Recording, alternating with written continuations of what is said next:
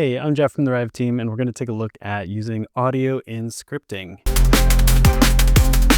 The demo in this tutorial is going to be simple, but scripted audio unlocks a lot of possibilities like syncing audio tracks, looping, and even things like echo effects. I have a little bit of information on my artboard here to get us started with two of the main concepts in scripted audio. So we want to understand our audio source, which is going to be the asset or the file that's in our assets panel. And we're going to create these live playback instances using the AudioSound functions. And it's the AudioSound that we'll use to call play, stop, set the volume, seek into the track, report if it's completed, pause, resume, and even more than that too. And so to get us started with a script, the first thing we want to do is add an audio asset to our file. I'm going to use the free Soundly integration. If I go to the hamburger menu and pick Browse Sounds, I'll be able to search for some. There are some robot sounds that I think are going to work well. There's one here. So that I think will work well for our purpose because it's not too long, but it's long enough to be able to demonstrate play and stop, and it has some distinct parts to it. So I hit the plus button to add that to my library. And since we're going to reference this file in our scripts, I'm going to simplify the name of it. I'm just going to call it robot.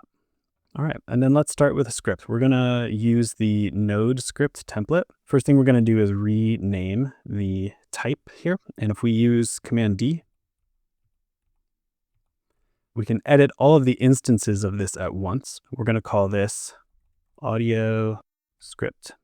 And I'm going to make sure to rename the script file in my assets panel as well. The node script includes a couple of functions that we aren't going to need for this audio script. So I'm going to remove the advance function and the draw function, since we're only working with audio, no drawing needed. And I can remove those from the return here as well.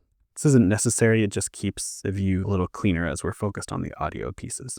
So in our type definition for audio script up here, we're going to add a couple fields. So this is where we're going to start to get into audio source and audio sound. So you can give your fields whatever names make the most sense to you. I'm picking some specific ones to help differentiate between our field names and the functions that we're going to use.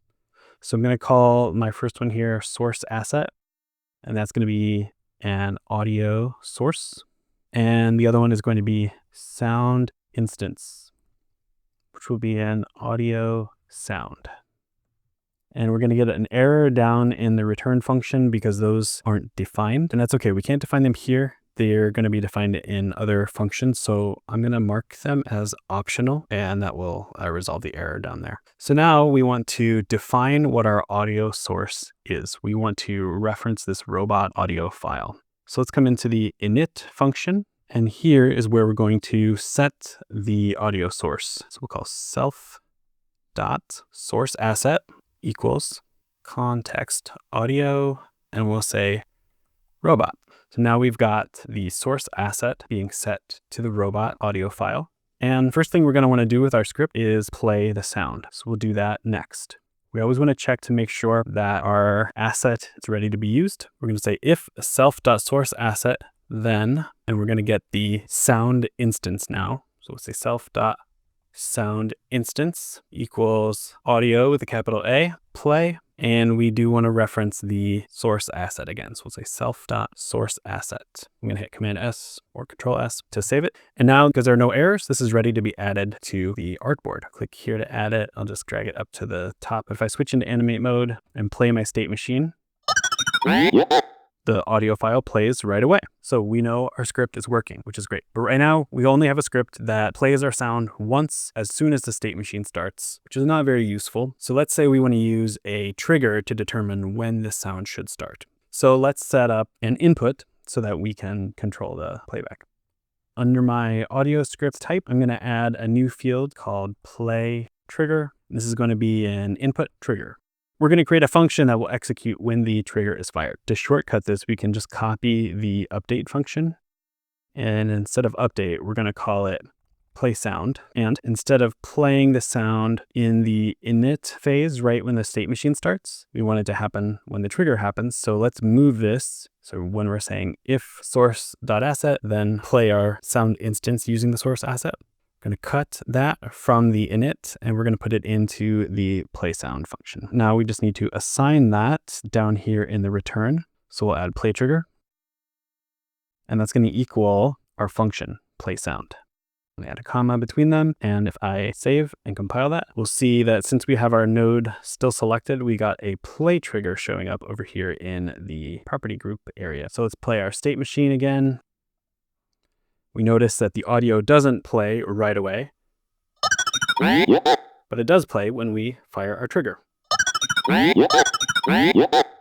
So let's do the same thing with a stop trigger. So I added a stop trigger input, and we're going to create another function just like this one. We'll call this one stop sound. In this case, to stop the sound, we want to check if the sound instance is not nil. So in other words, there is a sound that is active and playing that we can stop. So we'll first add an if, and we'll check for sound instance. Then we'll stop the sound. So we'll do self.sound instance : stop with parentheses. And now we can assign our stop trigger to play the stop sound function when it's fired. So we'll add stop trigger to the return. So now we have stop trigger equals stop sound, which is the function we just created. So let's save it. We can see the stop trigger show up. Let's go back into animate mode, play. We'll trigger the play. And we can stop it before it even gets to that second part of the sound. And we can see that that's working. All right, next thing we want to do is control the volume of our sound. Come back up to our type and add a new field. Let's add volume number. This will also be an input, but this will be type number. And this is one we want to set within the update function. And the update function says in the comment here, it gets called whenever any input value changes. So when we change the volume input, we want that to take effect. So within update, we're going to say if self.sound instance.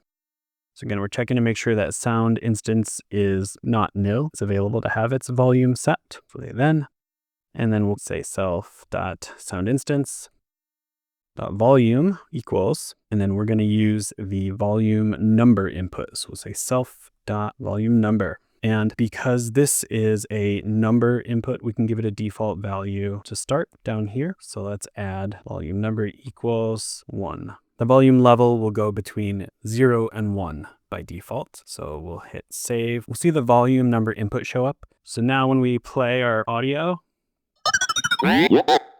that's the full volume. Let's set it to something like 0.2. All right, we can see that's taken effect. One thing I like to do with this, because it's hard to drag the volume between 0 and 1. In fact, you can't drag the volume between those two values. I like to modify that within the script here so that it goes between 0 and 100. And the easiest way to do that is to divide the number by 100. So if I add divided by 100 here, and we can set the default then to 100, save that, reset my value, and now I can drag, let's say if I want to set this to 43%, that's going to work there.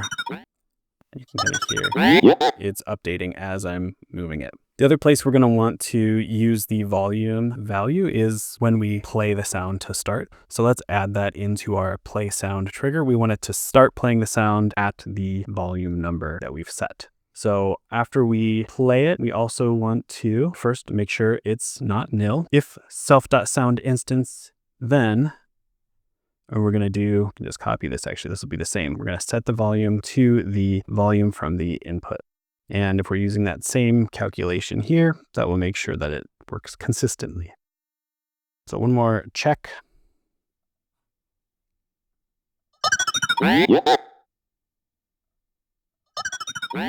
What we have here is a script that is hard-coded to only play this one asset, which might work just fine, but it could be that you have multiple assets and you want to be able to control them using the same script, multiple nodes, and you want to be able to control them in different ways. So let's create an input so we can define which asset we're going to use. So we have one already called robot. Let's go back to the sound library.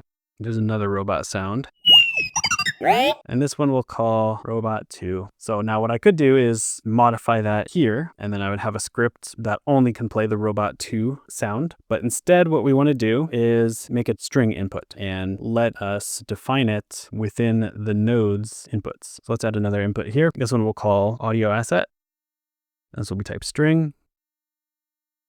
And then here, instead of putting the name of the file, we're going to put self.audio asset. So I'll put the value that we have in this string as the source asset. And in the return function, since we're going to be defining this for each node, we could say robot is the default value that will show up. Save that, and that will be the version that shows up here. The other option is to call late, which means we're planning to set it ourselves within the inputs.